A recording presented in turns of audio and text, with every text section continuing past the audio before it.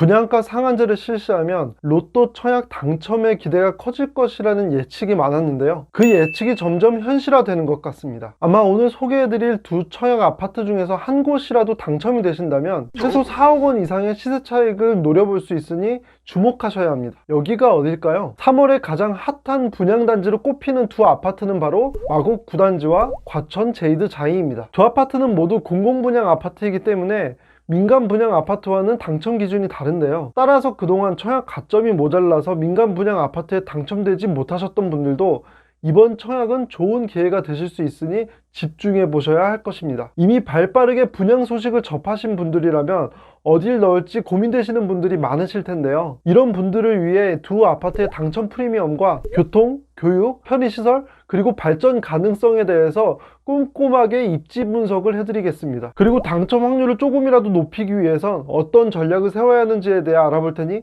끝까지 시청해 주시길 바랍니다.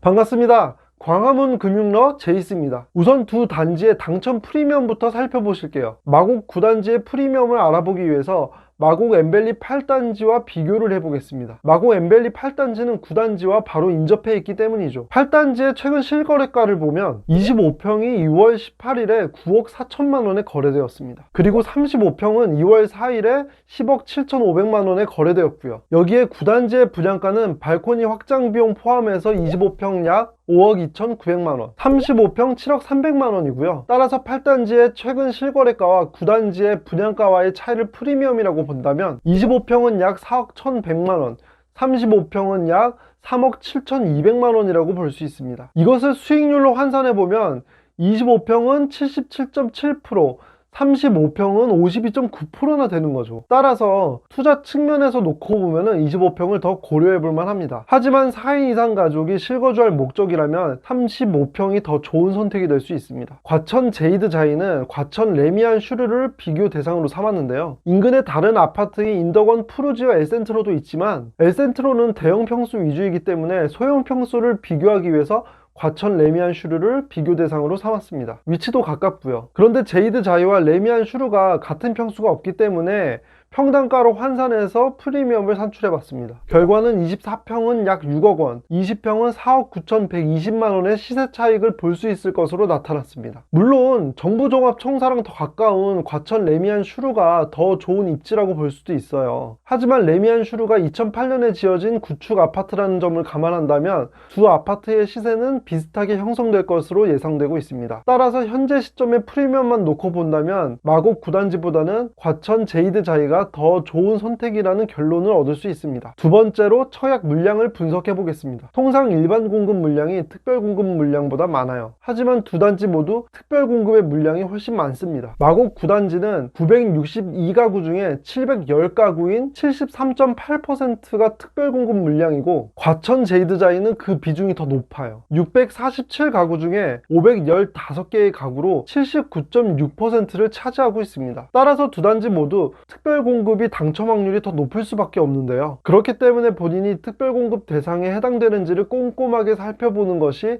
당첨 확률을 높이는 방법입니다. 더군다나 특별 공급과 일반 공급은 중복 청약 지원이 가능하기 때문에 특별 공급에 해당이 된다면 반드시 둘 다 지원해야 하는 거죠. 지금부터는 정말 중요한 내용을 다룰 텐데요. 부동산 분석에서 가장 중요한 입지입니다. 입지는 두 아파트의 현재 거주 편의성 뿐만 아니라 미래 가치를 함께 봐야 하는 건데요. 두 아파트는 모두 10년 동안의 전매 제한이 걸려있기 때문에 미래 가치는 굉장히 중요할 것이라고 생각합니다. 마곡 9단지의 가장 큰 장점은 바로 지하철 노선입니다. 인근에 4개의 지하철역을 이용할 수가 있는데요. 5호선 송정역은 도보로 약 13분, 마곡역은 약 11분, 9호선 신방화역은 약 10분, 마곡나루역은 약 15분 거리에 위치해 있어요. 특히 마곡나루역은 9호선 급행이기 때문에 강남까지 출퇴근하시는 분들에게 꽤 중요한 요소가 될 수 있습니다. 얼마 전에 제가 올렸던 일자리 수와 부동산 입지를 분석하는 영상에서 강남에 압도적으로 많은 일자리가 분포해 있다고 말씀을 드렸는데요. 이걸 생각해보면 강남으로의 접근성이 왜 중요한지를 알 수 있을 것입니다. 만약 이 내용을 잘 모르신다면 오른쪽 위에 띄워드리는 이 영상을 참고해주세요. 그 다음은 학군을 보시겠습니다. 토프마라는 용어가 있을 정도로 초등학교의 위치는 아파트의 입지에 있어서 굉장히 중요한 요소인데요. 마곡 9단지는 일부는 송정초등학교, 일부는 공항 공항초등학교에 배정을 받는다고 합니다. 공항초등학교는 도보로 약 4분 정도 걸리고 송정초등학교는 도보로 약 17분 정도 걸리는데요. 그래서 만약 자녀가 송정초등학교에 배정을 받는다면 조금 걱정스러우실 수도 있을 것 같습니다. 주변 편의시설도 좋은 편이에요. 롯데마트와 롯데백화점 모두 약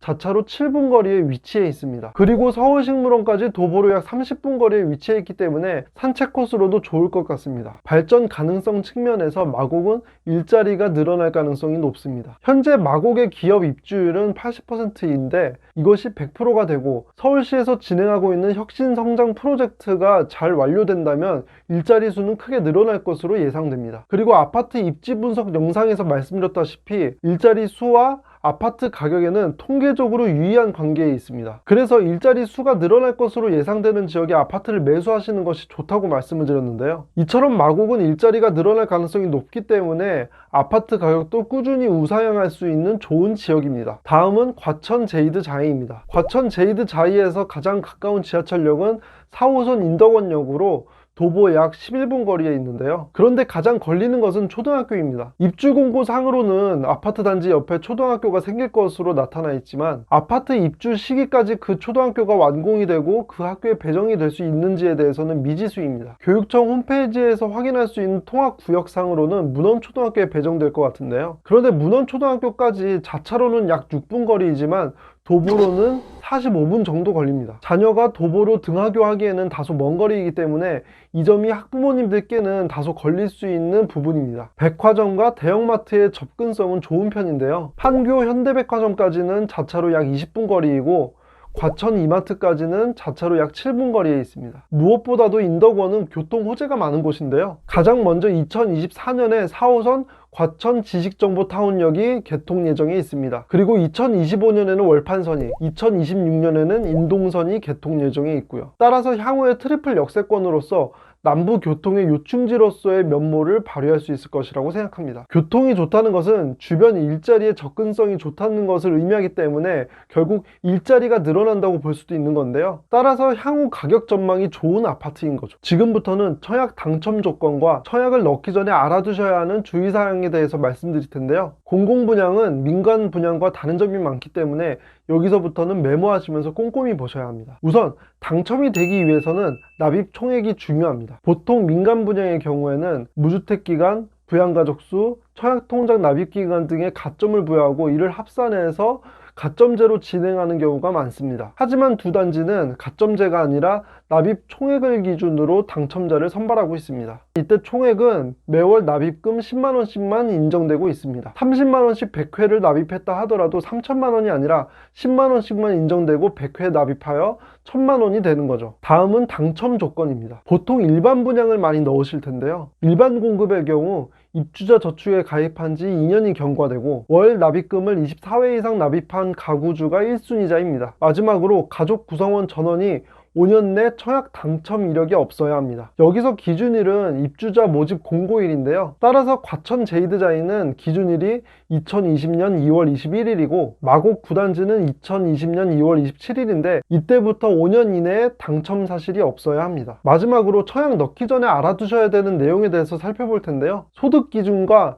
자산 기준이 두 단지에 다르게 적용이 되기 때문에 주의하셔야 합니다. 두 아파트 모두 당첨일로부터 10년 동안 전매가 금지됩니다. 즉 10년 동안 제3자에게 아파트를 매도할 수 없다는 뜻이고요. 거주 의무의 경우 마곡 구단지는 거주 의무가 부과되지 않습니다. 하지만 과천 제이드 자이의 경우에는 입주 가능일로부터 90일 이내에 입주해야 하고 5년간 거주해야 합니다. 이 점이 마곡 구단지가 과천 제이드 자이에 비해 갖는 큰 장점입니다. 또한 민간 분양과는 달리 소득 기준과 자산 기준이 있는데요. 마곡 구단지는 특별공급에만 소득 기준을 적용하고 과천 제이드자이는 국가유공자 특별공급만을 제외한 모든 공급에 소득 기준과 자산 기준을 적용하고 있습니다. 여기 보시는 표가 구단지와 제이드자이에 적용되는 소득 기준인데요. 눈에 띄는 차이점은 신혼부부 특별공급에서 배우자 소득이 있는 경우입니다. 같은 3인 이하인 경우 마곡 구단지는 722만 1478원 이하여야 하고 과천 제이드자이는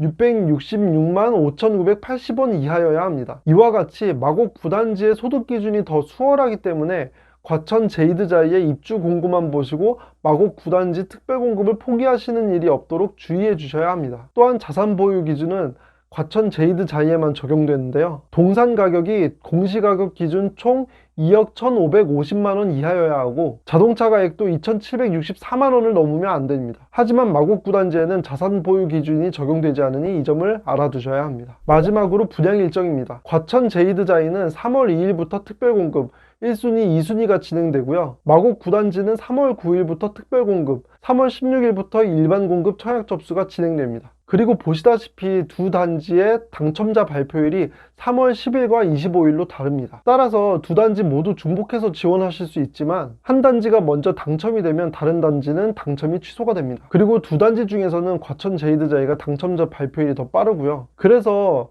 의무 거주 기간 때문에 과천 제이드자이가 부담스러우신 분들은 마곡 구단지만 넣어보시는 것도 좋은 방법입니다. 부동산 투자에는 상승론자도 있고 하락론자도 있습니다. 하지만 저는 이 둘 다 아닌 철저하게 데이터 분석에 기반해서 부동산 시장에 접근하고 있습니다. 적은 돈을 투자하는 것이 아니기 때문에 확실한 근거를 내가 갖고 있어야 하는 거죠. 물론 내 집 한 채는 갖고 있어야 한다는 말에 공감하고 또 그 말이 맞다고 생각합니다. 하지만 사람에 따라서 그 타이밍이 안 맞았을 수도 있고 자금이 부족했을 수도 있습니다. 오늘 제 영상이 이런 분들에게 내 집 마련의 꿈을 이룰 수 있는 기회를 제공해 드리는데 도움이 되었으면 합니다. 이렇게 앞으로도 제 채널을 통해서 알찬 청약 정보를 제공해 드릴 테니 좋아요와 구독하기 그리고 알람 설정을 부탁드립니다. 후회하지 않는 선택이 되실 수 있도록 저도 최선을 다하겠습니다. 지금까지 제 영상을 시청해 주셔서 감사합니다.